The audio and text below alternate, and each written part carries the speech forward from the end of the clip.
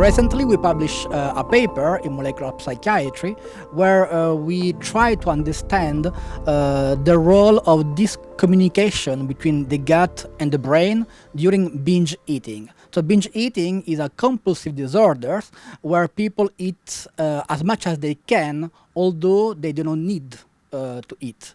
And what we observed is that when in our model, which is a mouse model, when the mice were overconsuming food, there were a strong increase in so-called endocannabinoids. So these endocannabinoids are molecules, endogenous molecules that signal many information.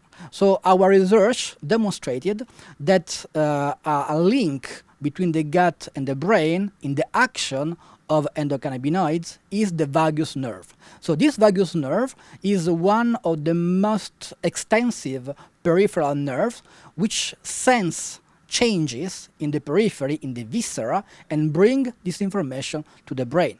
So what we did was to block the endogenous action of endocannabinoids, and we observed that blocking the receptor, notably the CB1 receptor, we were able to completely shut down the compulsive behavior towards food intake. So in this research, what is new is that first we uncover a new interoceptive mechanism. So what is interoception?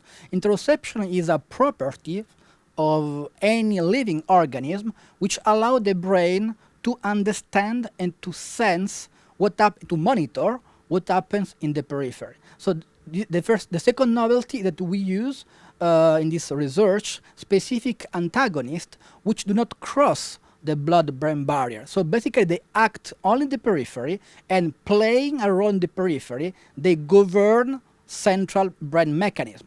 So in terms of therapeutic output, we could think in humans that this antagonist may be extremely beneficial for reducing overconsumption of food without bringing up secondary effect, because we know that if we block the CB1 receptor also in the brain, then we will have strong negative consequences like psychosis, like depression, and in our case we bypass the side effect because we act peripherally, and through and leveraging the action of the vagus nerve will allow us to really deeply investigate this kind of disorders, which may be associated to food, but may be also associated to addiction and to other disorders which are based on compulsivity.